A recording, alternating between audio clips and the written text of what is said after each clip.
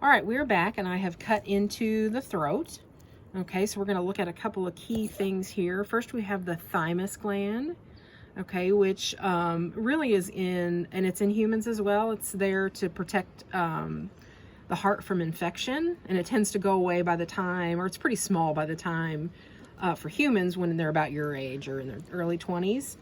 There's some tendons and stuff here. We're going to look at, not tendons, soft tissue. We're going to look at the larynx. Okay, so this would be like the voice box. So it's this big white thing right here. And if we go down, we can cut in a little further. Are you zoomed in? You got to get in there close or they're not going to be able to see anything. Can you zoom in this way? Like use your fingers to zoom in. Okay, thank you. All right, so here, and you guys can see that, I think. There you go. You can see those ridges there, okay? And this is the trachea, and those white ridges on the trachea are circles. They're like C-shaped rings of cartilage that help support your trachea because it's pretty wide. Okay, and then if we go behind it, oh geez. If we go behind it, behind the trachea, we'll see the epiglottis. Nope, that's a lie. We'll see the esophagus. Let's see if I can fish this out of here. So it's just a skinny little brown, there it is. Is that it? Hold on. Skinny little brown tube that of course goes to the stomach. Okay, so there's the esophagus. Okay, and so it's directly behind the trachea, and if you'll remember, there is a flap on the top of the trachea. That's the epiglottis that I showed you in the last video. Okay, there's also a thyroid gland, but I think I might have chopped it. It just kind of looks like a little brown bead. I don't know, maybe we'll find it on our way down. All right, so that kind of goes through the throat, and there's a whole lot of fatty tissue in here. We're gonna go down a little bit now. Where's my scalpel? Where's my good scalpel? Better scalpel than that one. So I'm gonna cut in, so we're down to the ribs now. So I'm gonna cut down here. Not the prettiest cuts in the world, but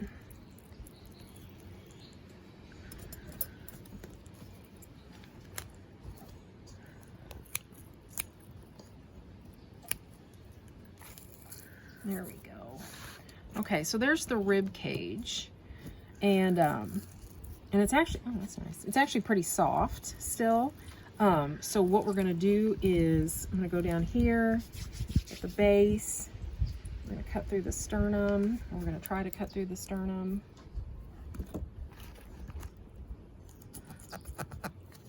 Ooh, it's juicy. Look at that.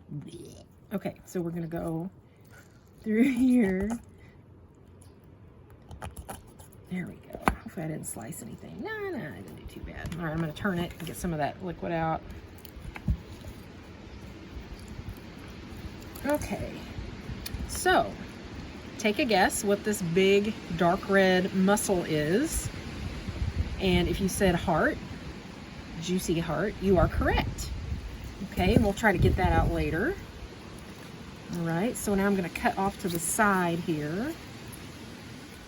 You can get a visual on the organ that is on either side of the heart.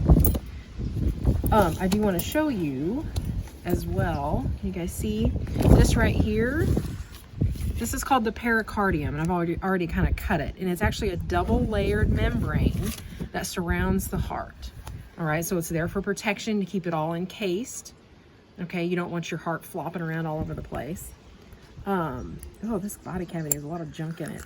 Okay, so if we go over here, okay, oh yeah, you can see that. So this is the one lung. This is the left lung, which of course is a little smaller than the right lung. It has fewer lobes. I think this one has 3 and the other one has 4. Or maybe it's 4 and 5. We'll flip over here and find out. And of course the smaller left lung is the same in us. It makes room for the heart. So here's the right lung. 1, 2, 3, 4. I think it's 3 and 4.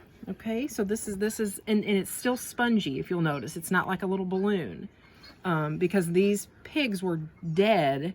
They never took a breath. Okay, so their lungs are still spongy because they were still in the uterus. Okay, so that's that. Again with the drainage. And then right below